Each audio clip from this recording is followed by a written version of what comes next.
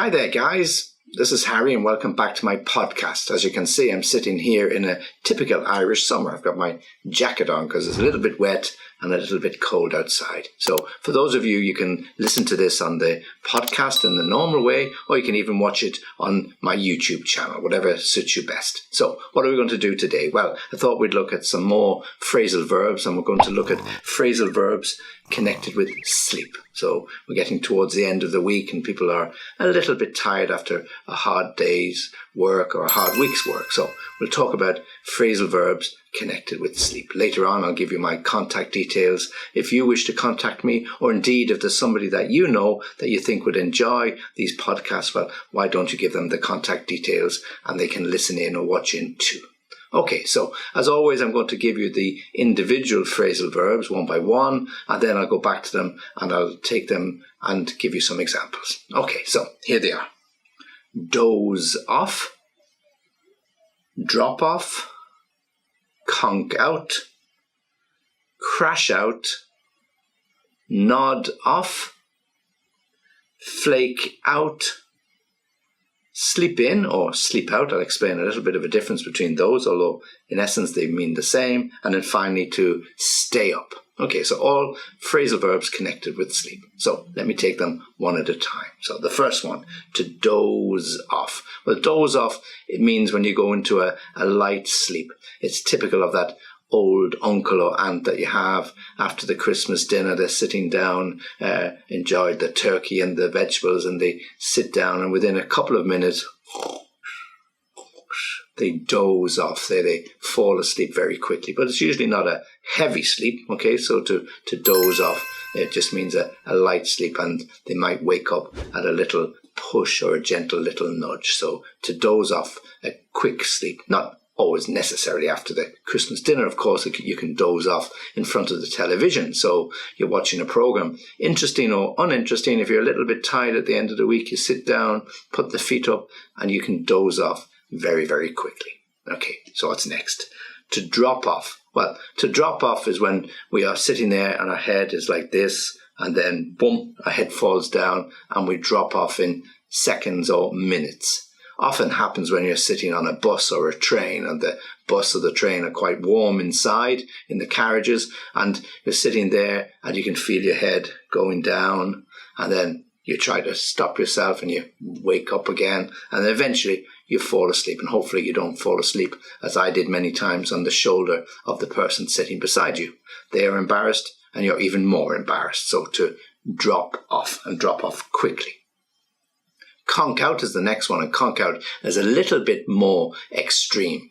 So when you're really, really tired, you say, oh, I conked out in front of the TV last night. I woke up at 3 a.m. I didn't know where I was. So to conk out means to fall into a very deep sleep. It's quite an informal, almost slang word, conk, we conk out very, very quickly. Okay, so end of the week, busy Friday night, or in fact you might have had a couple of beers, which will help. So you're sitting there and no time at all, and wife or partner will be pushing you, saying, wake up, you're snoring, wake up, you're snoring. Or you wake up, as I said, at 3 o'clock in the morning and you struggle to bed, so you conk out. Next is to crash out. So we often use this when somebody asks us, well, what did you do last night? Oh, I just went home and I crashed out. It was your intention to go to sleep. So in the other examples that we've used, these are sort of unforced ways of sleeping, to drop off or to doze off, or to conk out. But when we crash out, it's usually our intention. So I've had a really busy week, I've had a really busy month, I've been training hard or working hard or traveling a lot. So all I'm going to do for the weekend, I'm going to go home, I'm going to get something to eat, and then I'm just going to crash out in front of the TV. And to crash out, you might not necessarily sleep, but you're going to just relax, but totally relax. So you could even be spread out on the sofa, throw a blanket over yourself or whatever you're going to do, but you're going to crash out. And then when somebody asks you on the Monday, well, how was your weekend? Oh, it was great. I crashed out in front of the TV on Friday night or Saturday night, and I really needed to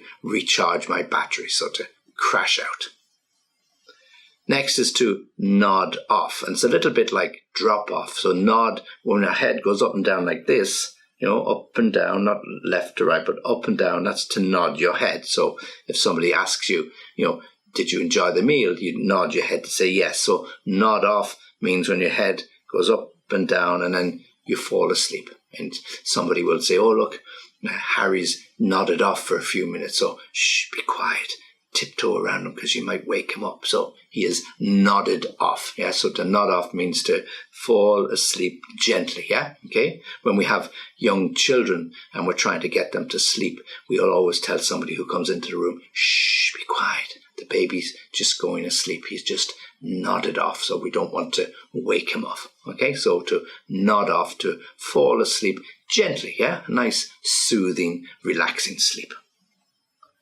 Flake out. Well, flake out suggests that you're completely tired and a bit like crash out, and somebody again asks you about your weekend. Oh, I flaked out. I just had enough. I was going to play tennis with my friend, but I phoned him to say I just didn't have the energy to do it. So I just went home and I flaked out. I didn't even have time to cook something. I ordered in a pizza, sat there and just binged on the pizza, and then I just completely flaked out.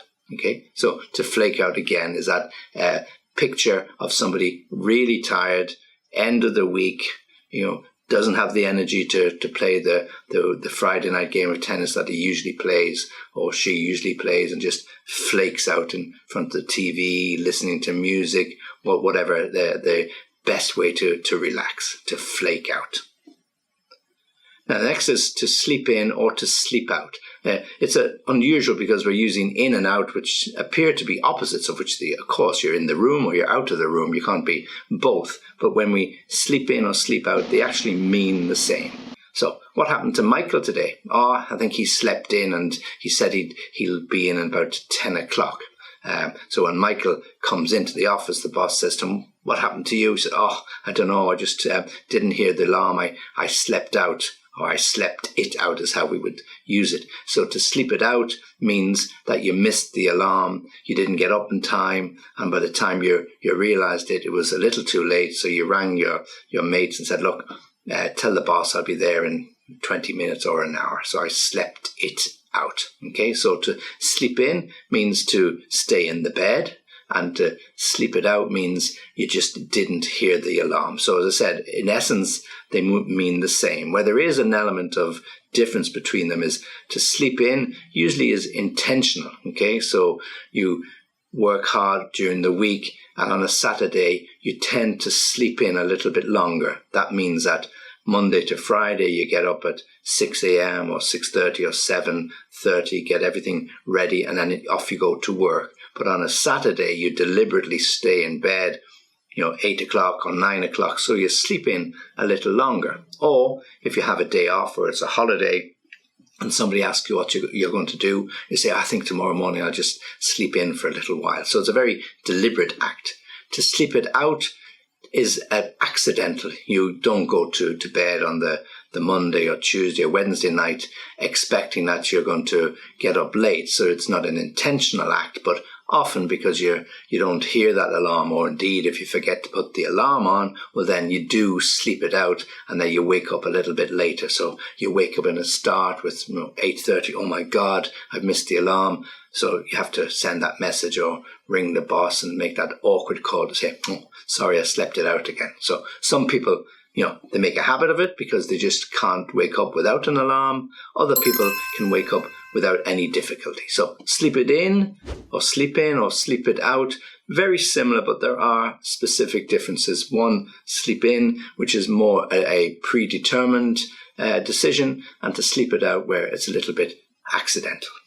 Okay, and then the last one, which isn't really to do with sleep at all, but to stay up. Okay, so you can stay up late, stay up all night, stay up waiting for something. So to stay up means not to go to sleep. So your normal time to go to bed is 11:30, but you stay up for some particular reason. Maybe it's to wait for your partner to come home from the airport if they're traveling and you don't want to go to bed without saying hello to them. Okay, so you stay up and wait. Or as we do as we get a little older. We stay up because the kids are out and they promise to come home with the car, and you're just worrying what time they're going to get home at. They said they'd be home at midnight, but of course they never do. So you stay up waiting. You might be sitting in the bed, you might be reading a book, but you're waiting to go asleep until you hear the key in the door. Okay, so you stay up. I stayed up late last night watching the movie. There was that Friday night movie. They're really, really good. So I always like to stay up late on a Friday because I have no work on the Saturday. So I can sleep in on the Saturday if I wish, if I'd stayed up late the night before. Okay, so there are your phrasal verbs connected with sleep. Let me give them to you one more time. Doze off, drop off, conk out, crash out, nod off, flake out, sleep in or sleep it out, and then finally stay up. Okay, so all phrasal verbs connecting with sleep. So if you want to contact me, well, of course you can on www.englishlessonviaskype.com. As I said at the beginning, if there's anybody that you think will enjoy these, well, pass them on the details and they can listen to them on the podcast, or they can watch them on the YouTube channel. And if somebody wants lessons on a face-to-face basis, it's not always going to be me. I have another number of teachers who are working with me, really, really good. They can teach adults, they can teach children just as well, and they do it in a very friendly but professional way. Okay, well, thanks for listening and join me again soon.